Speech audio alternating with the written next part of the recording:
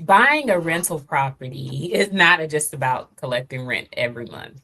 The right investment can help you build equity, generate additional income, and create long term wealth if you know the numbers and they make sense, and if you have the right strategy.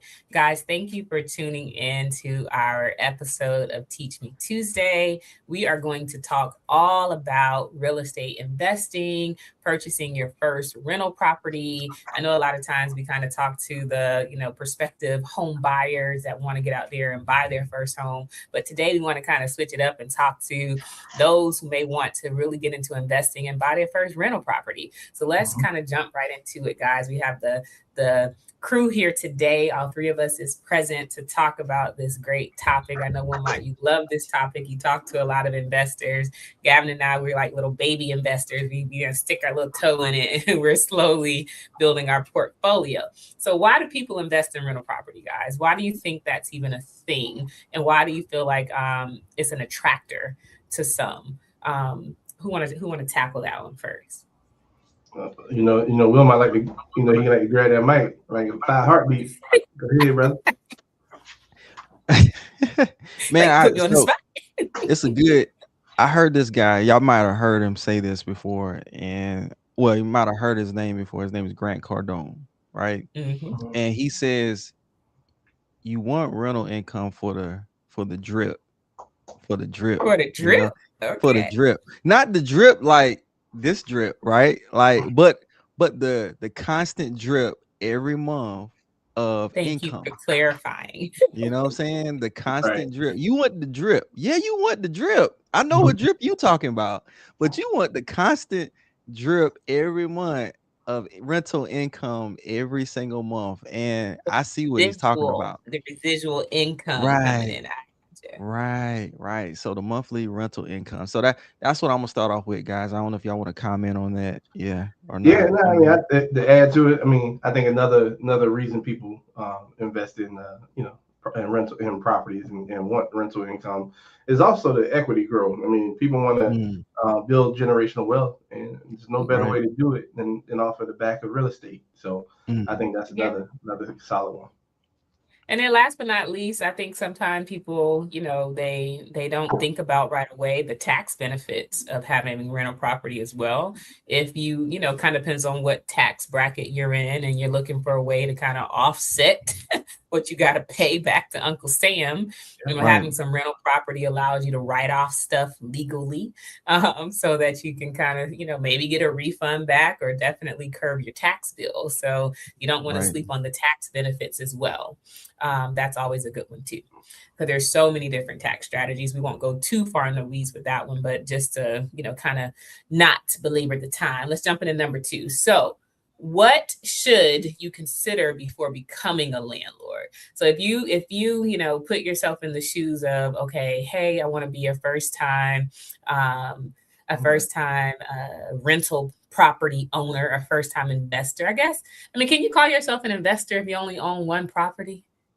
Yeah, Maybe Absolutely. if not. you make an investment, you're an investor. In I my guess so. I opinion, guess if you, as long as you invest in something, you're an investor. So right. let's call it that. So let's say you're your baby, investor. What should you consider before you become an actual landlord? What are some things, Gavin? I think this was a big one for us. Like what were some things that you would say as a tip to a first time landlord? Well, I mean, things that you want to consider is like, how are you going to find a tenant? For one, Yes. um, it's one thing that to definitely go out and make an investment and own something, but Right. to see Right. the return, you got to get a tenant in there, and you got to figure out, is that something you're willing to do yourself, do the legwork to get a tenant, or are you going to now pay somebody to do that? And if you're going to pay somebody, do you have that in your budget? Like, do you have the means to do that and still be Yeah. profitable or still make the money that you were hoping to make off of the property that you're investing in? So that Yeah. was my biggest thing. Like, Yeah. how are we gonna get somebody in here? Yeah, but it's not just anybody, right? Because you want Right. the right person, right? You want the right tenant. You can get some bad tenants that, don't Mhm. take care of your place or don't pay on time or has all this drama going on. And so it can cause a ripple effect of other things. I think for us personally, that was a big lesson is how do we secure a good tenant? Because I mean, I know we talked about in previous episodes, like all these things, but not to say all, but a lot of renters have bad credit. And maybe that's one of the reasons why they're renting. And Mm. so, as a landlord, you want to be able to, secure a tenant, and most landlords sometimes are a little bit more lenient on the credit aspect. We don't want someone who's been, truly evicted and has like all this other stuff going on, but we want to kind of still gauge, can they truly pay this rent and pay it on time, and things like that. Woman, what do you see? Do you help your investors who do more long term rentals or whatever find tenants, or do you kind of not touch the property management side too much? No, I don't touch the property management side, and for reasons I'm already busy in sales or what. So I don't, don't get me wrong. There's a place for that. I've seen people, be able to do sales and also, property manage in the lawful Mhm. way. I'm gonna make sure that's clear in the lawful way In the because lawful I don't think way. you what, I don't what does think you that can mean, the practice. lawful way? I don't think you can practice. And correct me if I'm wrong. If someone's out there watching me, but I do know that it's a thin line. You can't say I'm gonna be a property manager and be a real estate agent and sell. So it's either you got Mm, to pick one or the other. I know with property managers, if you get your property management license, you can't sell real estate, but if you get your real estate license, you can property manage as well. yeah, Okay, I so didn't know that. uh, Okay. yeah, so you just you gotta know the laws when it comes to that. And, I know some real estate companies have their own property management sector in there that property manage. Mhm. But get back with the question. Before becoming a landlord, I think you gotta determine what kind of landlord you want to be. You know, do you want to be hands-on? Meaning Mhm. you the one managing the tenant. You the one making sure everything is fixed. You the one answering the calls at 1 o'clock in the morning when something goes out. You know what I'm saying? Is that you? You got to understand, is that the type of person, type of investor I want to be? Some people like, man, fine, I'm cool with that. I don't want to pay a maintenance, pay for property management or whatever. But me personally, I think a great property manager is worth every single dime. You know what I'm saying? Because I don't be wanting to worry about that because my thing is I want to buy more and I know I can't handle all of my properties and I'm still doing my day job. So yeah. That's a good point. I love it. I love it. All right. So let's go on to number three. So, what type of property is best for a first investment?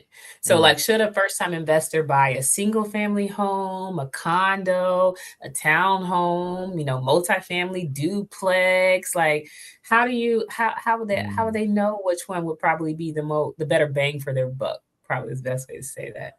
Well, I mean, I don't think there's a one fit all type Right. scenario. I Right. guess it depends on that investor and what they're looking for. I think it, me personally, if a good opportunity came out there where there's a multi-unit property, like 1 to 4 units or whatever, um, I would say, man, that might be a good start, just simply because you may be able to benefit from more revenue, because you'll be able to have more tenants in that property. Or I Mhm. mean, if it's a single, for those who are just getting their feet wet, if you're going to be doing it yourself, and you may just want to deal with one tenant at a time. Mhm. Uh, so Mhm. it could just be a single family or a condo or whatever is going to best meet your budget in purchasing it.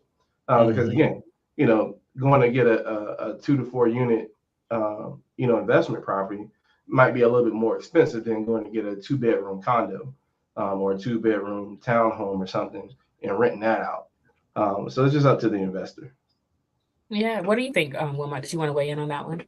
Yeah, I think I can go a lot of different ways with this one. But I think that I don't want people to get scared of when they hear multifamily or multi-unit. I think when you first hear that, you're like, oh man, I don't know. That sounds like a lot. But I want you to look at it from this standpoint, okay? From a risk standpoint. If you have 4 units, right? Of course, like Gavin said, most likely it's probably gonna be more expensive than just buying 1 unit, okay.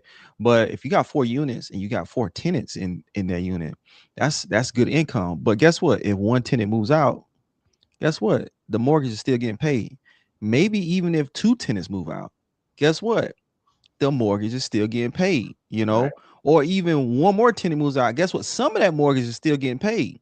But if you Yeah. only have 1 unit and you got a mortgage on that property, guess what? Someone got to pay the mortgage, So yeah. so This is true. so so if you look at it from a risk standpoint, guys, it's like you got more upside, and your risk is kind of slightly lower when you have multiple tenants taking care of the mortgage, and also profiting from it as well. So Mhm. just a different perspective. Hopefully that, Yeah. that it makes sense.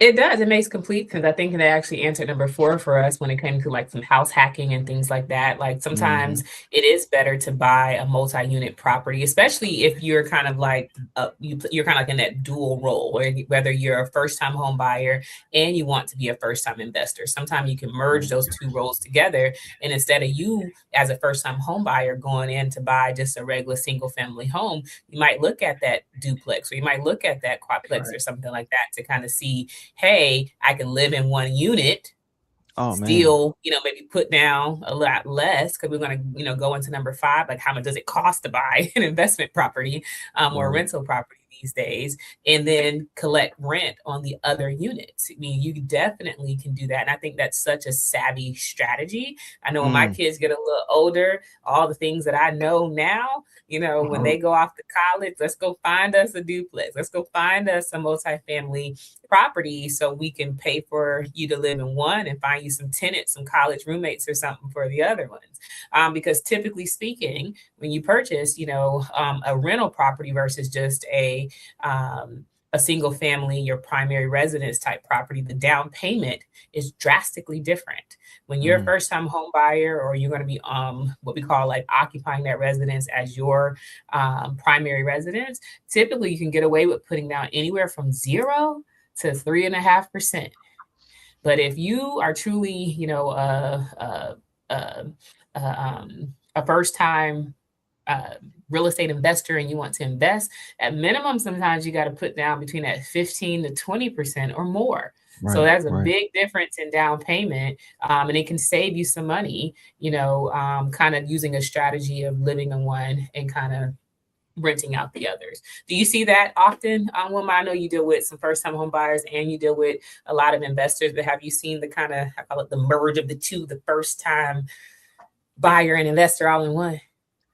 Very, very few. Okay. I will say that, like, I think people are a little scared about that, and I get it. You I might can be see like, that. man, Yeah. I don't know. But then also,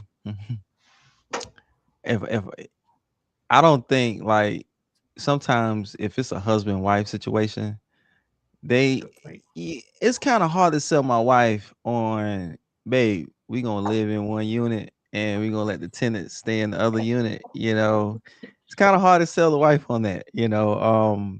But I had a client last year. I don't know if he's watching, but like he did the house hack, and man, like hand over fist, like he was he's doing really well with that house hack buy. And but this is the thing with his wasn't a multifamily.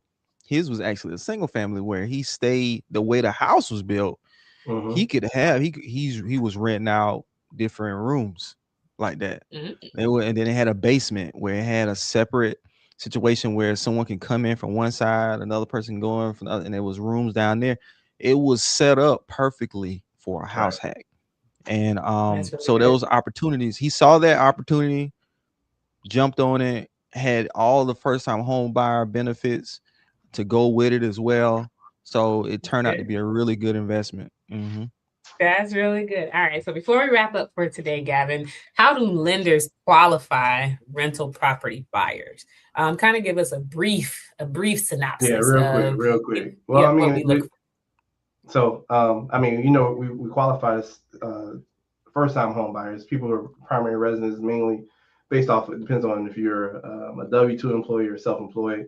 It's going to be based off of your income, tax returns, things of that sort. But we can get when you're an investor, there are different types of loans. There DSCR loans where it's just based off of the rental income for that property. Like, hey, if the rental income is going to be greater than or up to what the home, like what the monthly mortgage payment is going to be, then guess what? You're approved based off of that.